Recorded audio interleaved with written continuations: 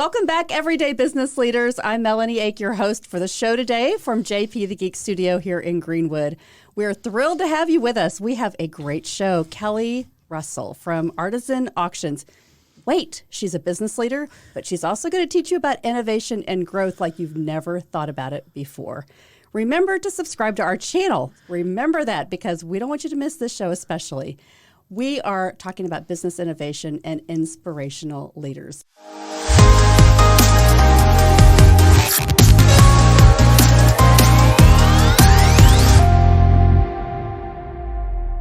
And Kelly Russell, I am so excited that you are here today. I'm so excited to be here. This is awesome. You put the fun in fundraising. I try to. I really do. I try to do that. I've been in a lot of businesses, and sometimes it was in the funeral business, and we had to put the fun in funeral, right? Yeah. But that's not as easy to do all the time. That it's is a little easier with fundraising, I think, maybe. It is not.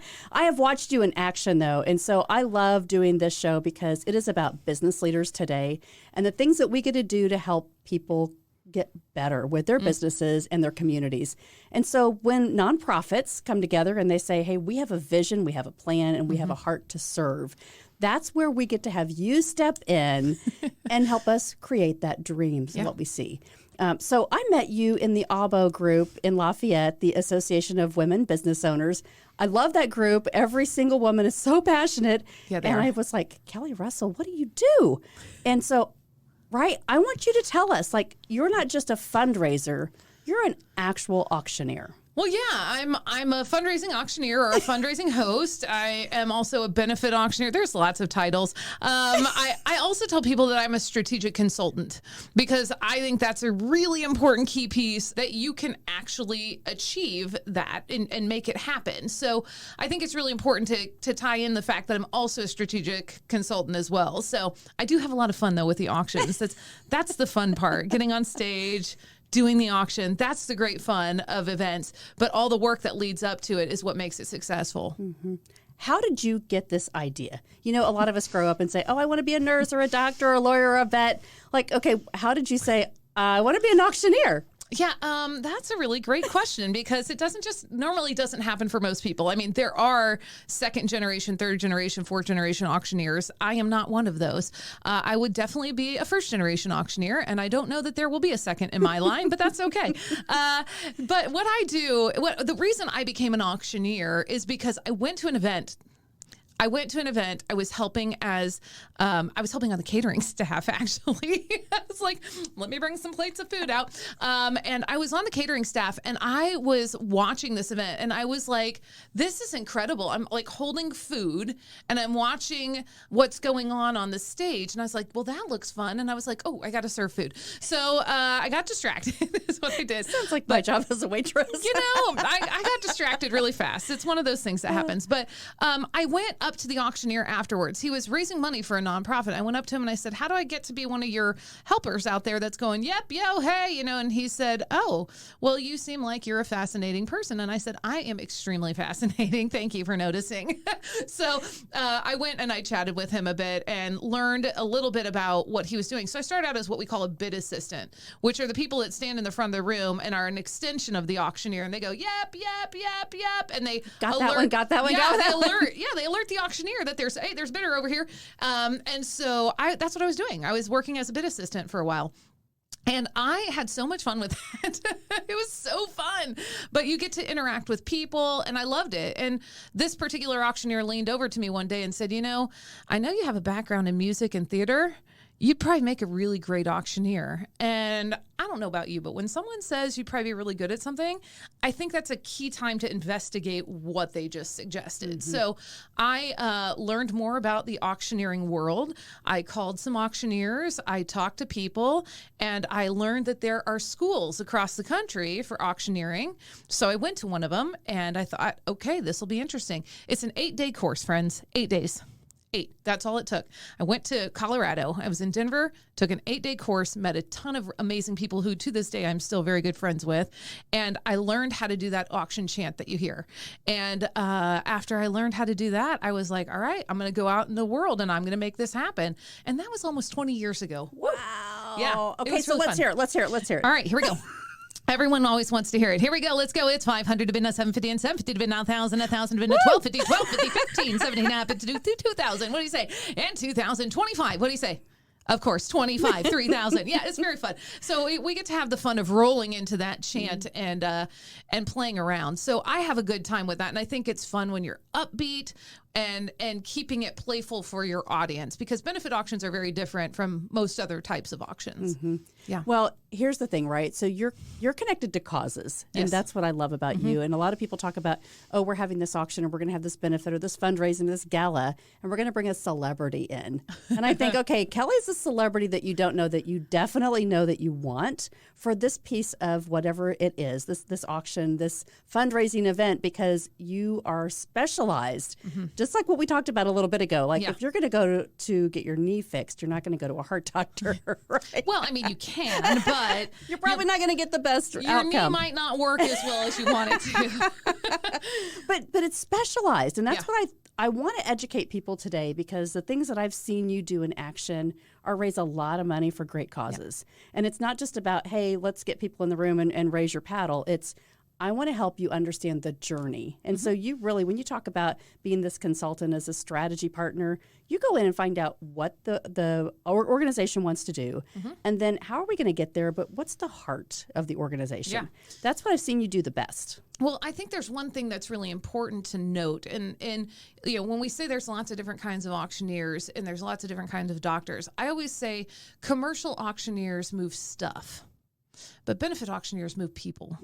So we're all about the cause. We're all about making sure that we are connecting on a level with our audience, and we're connected. We have to be ambassadors on that stage. We have to speak the language of the organization and make sure that it is what the audience will digest and understand. Because if you get up there and you just start ripping through an auction, you can feel like you're just not connected. And if you get that up there on stage and you get that, okay, we've got this person, they were cheap, we just decided to go with them, you may make some money, but if you can connect people throughout the entire night to the organization, you're going to have far more success, and you're going to have people who are interested in coming back next year.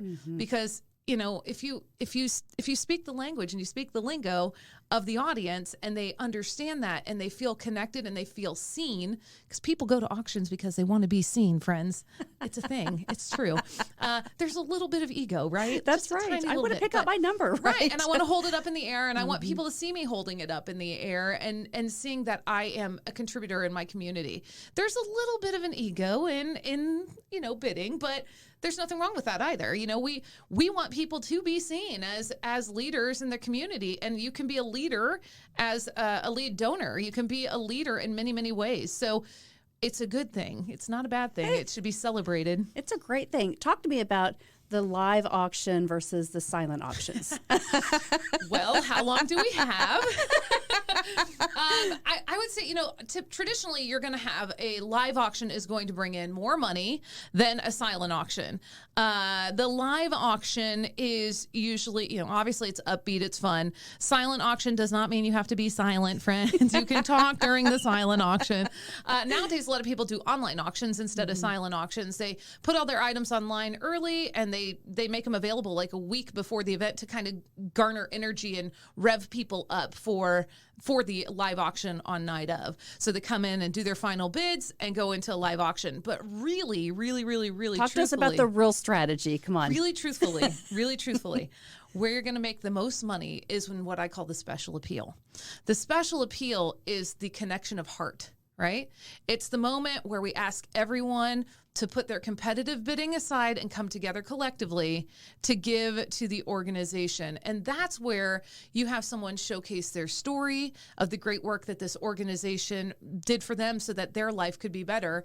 And they get that moment to share their story, oftentimes with a video. It's the best way to go. Get a videographer, do a video. So you get that video that plays, and then they come up on the stage and they're a part of the event, and they say, that's my story. And usually the crowd goes absolutely wild with applause. That's their way to say, if I could run to the stage and give you a hug, I would. But they connect with the heart of this individual, and they connect with the heart of the event. And when that happens, when they're connected like that, that's when the money comes in a big way. You know, people want to give to things that they believe in. If you believe in it, you want to make a gift. And so we like to share that story. I like to call it the hero's journey. We like to share a hero's journey. It's not about statistics. It's not about facts.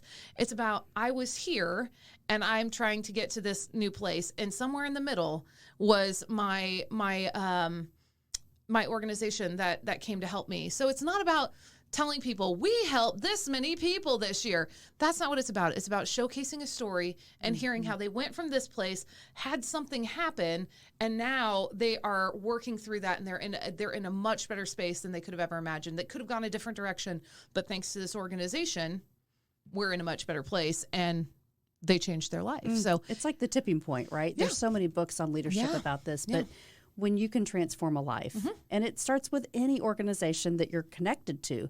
So right now, if somebody's saying like, hey, I'm getting ready to do an event because I think like, hey, we started a nonprofit or I'm connected to a nonprofit, what would be 3 tips that you could give them to say, from start to finish, you're going to definitely be able to raise the money that you need or connect to the cause in the right way and not really miss out on the goal? Well, the first thing I would tell anyone is to get a strategic consultant on your side because, look, we have our finger on the pulse of what's happening. Like, auctioneers, they have their finger on the pulse of what's going on. And usually they know what's going to sell well and what isn't. So if you have a strategic, and I know strategic consultants who are not auctioneers and they know what's going on too. And it's amazing. It is amazing to see how these events become $1 million events very quickly because they have their finger on the pulse. They know what's going to sell. They know what this audience needs. It's about telling the story. I will also say you need to spend money to make money. I think a lot of nonprofits, oftentimes, they tend to think, oh, we're a nonprofit and we should get everything for free. But, you know, there are people who are out there in the world to help make your event better. That goes for sound companies. That goes for, you've got the whole AV. You've got sound and lights. Low lighting can change the room. It can change the feel of any room. I've seen gymnasiums transformed into the most beautiful, spectacular spaces. And I was like, wow, we're in a gym. Yep, there's a basketball hoop. Okay. But it's beautiful. But when you get the right people in the room, they can really help you make that transformation. So you have to spend money to make money. And then you really have to listen to what the people are telling you. The folks that you're spending money on, they do this day in and day out. Take their advice, listen to what they're saying. Do the homework, because really what it comes down to is when you get that homework done, I tell people lots of things to help them reach their goals. And if you do that homework, you'll be successful. You'll absolutely be successful. I see it all the time. When people do the work, they will be successful. But you can't just sit back and go, okay, I hired an auctioneer and strategic consultant and magic, go. It doesn't work like that, friends. It's true. You have to tap into their expertise, but you have to also go, okay, is that going to work for our audience? And I've been challenged before. And you know what? Sometimes people have better ideas than me. It happens from time to time. And I've learned from those, and it's been really fun. Well, we've got lots of tricks in our pocket, and we usually can save you a lot of time and energy and effort and helping you make those decisions by going, I can see from this group what we did previously, that didn't work for them. Let's not go down that path. Let's avoid that pitfall and go down a different path and make sure that we are going to raise you the most money possible. Hi, this is Melanie Ake. When you visit everydayleaders.com, you'll find valuable resources to become a better leader in your life. Women's leadership programs, including Top Floor Women, our monthly networking events, corporate workshops, and strategic business coaching services. Discover classes and products to develop yourself, including our morning leadership devotionals.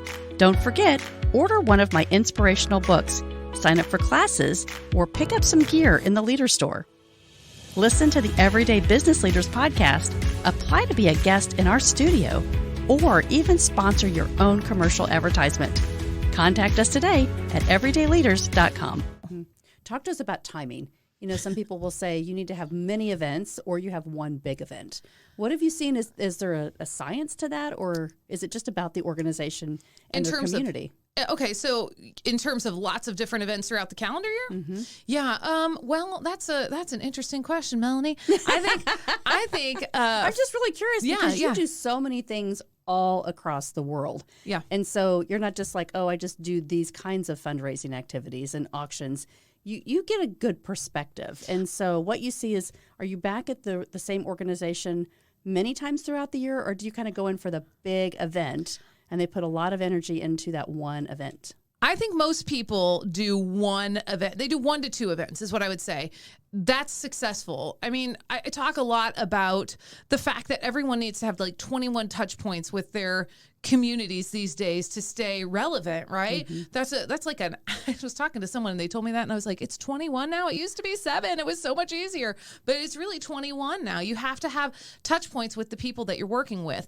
And that's really important for donor cultivation as well. So I think that's something that people have to keep in mind. But I also think you have to keep in mind your staff. What is their bandwidth? If you're doing an event every single month, that's probably too much because your staff has to put that together. So you got to be aware. These nonprofits that I work with, they have to be aware very much so of how much staff time they're asking for.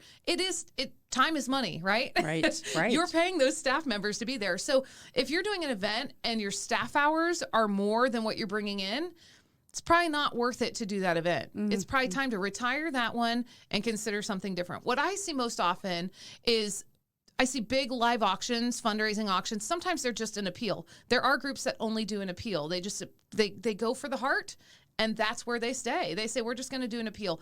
I do a lot of luncheons, too. Luncheons are really fun. And oftentimes there are groups that will do, for their major donors, they'll have a major donor event, and then they'll do a luncheon for like business leaders, which is really fun. So business leaders can go in the middle of the day on their lunch break, get an education about a pretty incredible nonprofit, give to that nonprofit, and they do just this big appeal as part of it. And it's so fun. Wow. So what are the kinds of things that you see right now that people are saying, like businesses will step up and say, I want to give this so it can be part of the auction? What are the kinds of gifts? What are the kinds of companies that are getting involved to kind of partner with organizations right now?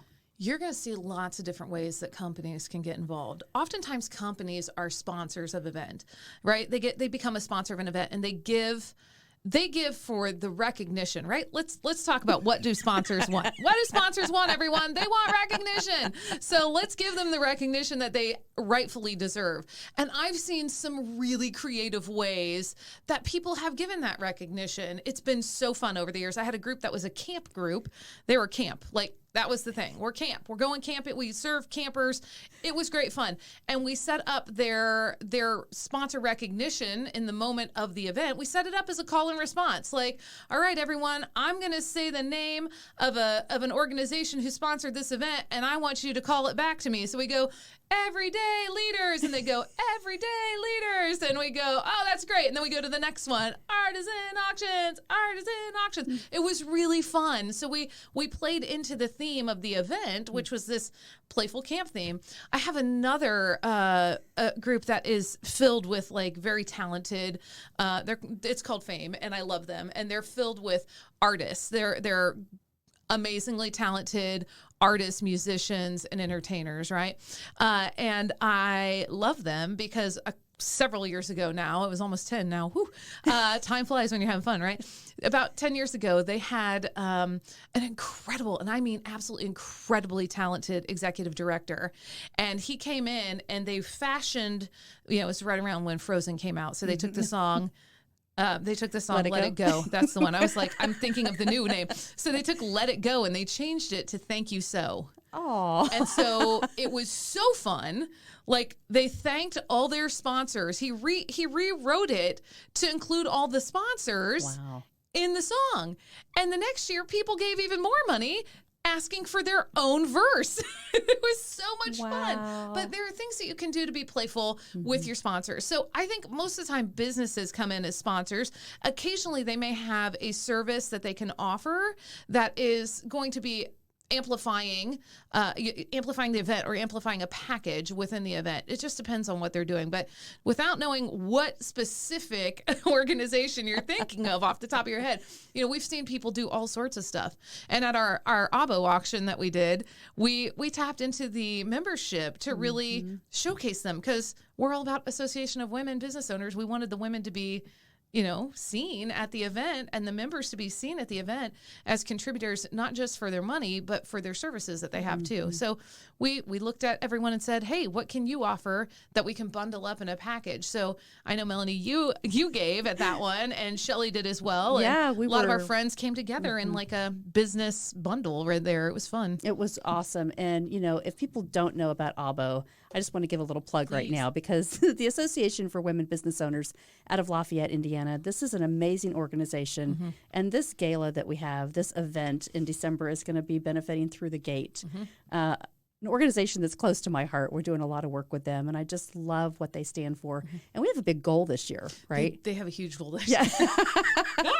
So last year we raised what, $49,000? Well, $40,000 gross. We raised over $60,000. Wow! But we had some expenses that you have catering and things like that. There, let's be honest, there are expenses that are in that. So we raised $60,000 last year, and we were able to give our beneficiary $46,000, which they had never seen a gift that big, single gift that big from any avenue, which was a big deal. And they were able to hire on another person, another staff member, which was a huge deal. They needed another staff member to help serve their base. And it was really important that we had that staff member available for them. So I think it's really important that, I hope this year that we're able to do the same or more. I know the goal this year is at 75,000. It was 50,000 last year. We were like, oh my goodness, we're going to go 75. That's great. We can do it. Yeah, I think it can happen too. I think it just, you have to get the right people in the room. You've got to get people in the room that love the organization and love the work, as well as have some capacity. You want both of those things to be present at your event. I mean, look, you can get a whole room filled with millionaires, but you could be in trouble there too, right? Like, they may not give if they aren't connected to the organization. So That's right. It's not just a get people in the room and it's all going to work out. You have to be strategic in that too. There's strategy, everyone. Strategy. All right, so let's talk about what's happening today, because there's something that just happened, and I wanted to share this with you because, all right, are you ready? So Kelly's really expensive if you want to hire her for her ideas, and it's great that she had time to come in for this podcast. However, she put all of her ideas, tips, and tricks into this book. I did. Congratulations! Thank you. This is awesome. It's available on Amazon right now. Yeah, it is. So it is available. I love this. So the book on fundraising auctions, hitting the benefit auction jackpot for your next gala. Yeah. This is awesome. It's got all of your secrets in here. It's got a lot of them. If I put all of them in there, we would have a brick that we're carrying around. But what I did do is I put the ideas and I put the tips and tricks in there to help you be successful, whether it's your first gala, your second, your third, or fourth. I mean, you could be doing this for a long time. I've been doing this for 20 years. So I took all the pieces to make a gala successful and I put them in this book. And I said, it's an act of service in and of itself, because really what it is it's about how to set up your event in the framework that I use most often, which is I like to call the Jackpot Express system. It's very fun. I think of it I liken it to like a mountain and a train ride up a luxury mountain. And it's because, there's so much going on, and it's like climbing a mountain when you're going to put on an event and producing an event. It is really, truly, like, let's lean into the metaphor. So we added a train to it because I wanted to give it some fun, flashy flair.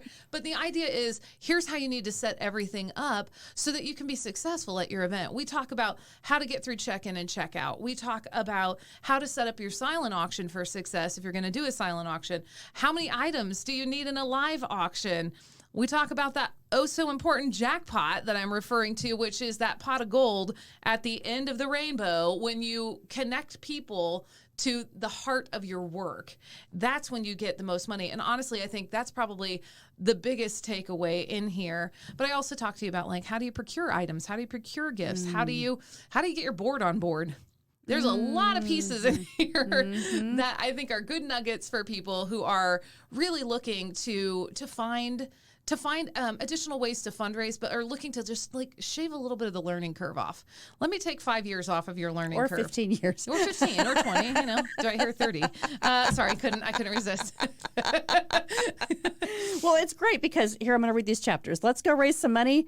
3 secrets to raising record-breaking revenue. Now, I want to just go back to last year. So when we were at ABO, and the room was crazy, like the energy that you bring when you're up on stage, and you guys, you have to go to one of Kelly's events because it's amazing. They're fun. Well, here's the thing. I have to say this because I think it's really important. It's fun for me. I have a great time. I do the whole auction chant. It's good, right? But really what it is I'm fueled by the audience. I'm fueled by the audience. The audience feeds off of me. It is a cycle, and we have so much fun, right? So when the audience is getting into it and having a great time, I'm having a great time too. And that's what's important. So it's important for me that the audience is invested in the work.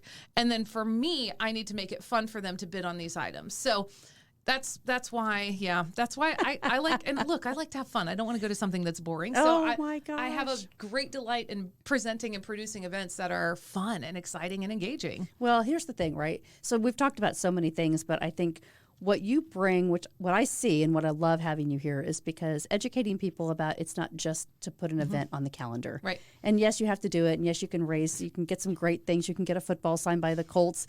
But if you don't have the right strategy, if you don't have the right person in the room to help you deliver that, right, you can get a whole different outcome. Like we could have raised $10,000 maybe at ABO last year, but with you, we raised over 60. That's what I think is amazing. Well, and it's all in the strategy, and the strategy starts at the very beginning. Like we had a strategy session before our event to talk to like a demographic, which was the people that were going to come to the event. We said, what do you want to bid on? What would you like to see at this event? And they told us what they wanted. So we're already ahead of the curve by doing a little donor detective work and saying, what would you like to see at this event? You tell us what you want to see. We go out and we procure it. And guess what?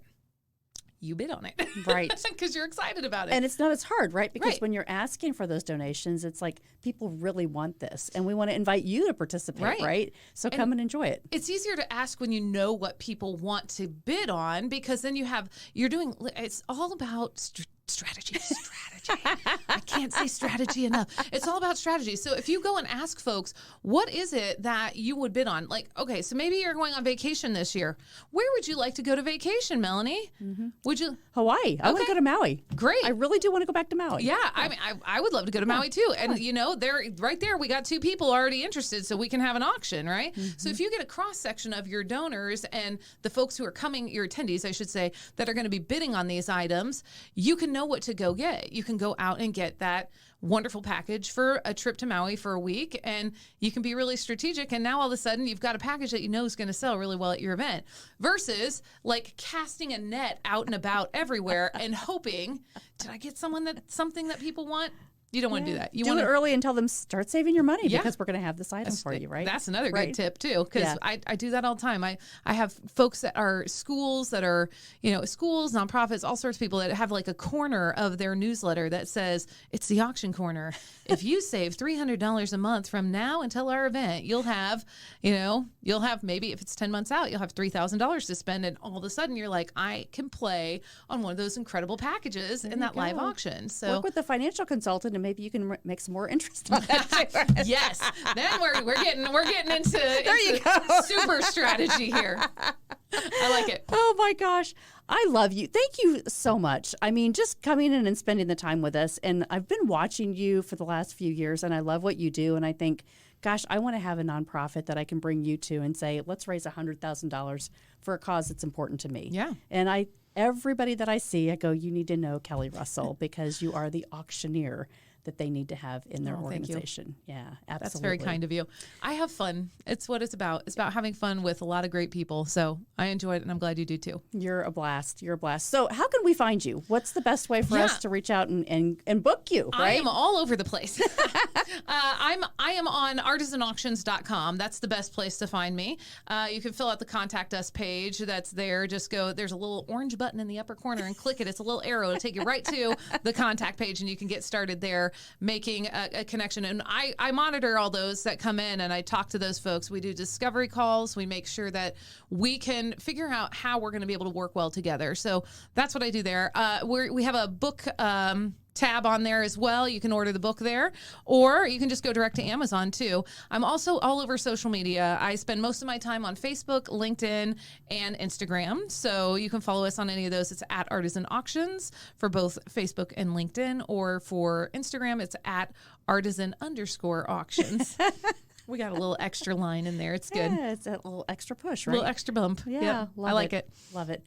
Thank you. My pleasure. Thank you for coming in. Thank you for being a business leader. Thank you for giving us ideas on how we can elevate our businesses, how we can get involved in all the organizations in our communities to really do some impact. Thank you. Thank you for having me. And I'll tell you, if you see me at an event, all you have to do is put your card up in the air. I will take care of you. I promise. She'll call your number. I'll take care of you. I promise. I'll make sure I get you that item that you want. That's awesome. Thank you, Kelly. It's my pleasure. Thank you, everyday business leaders, for following us today.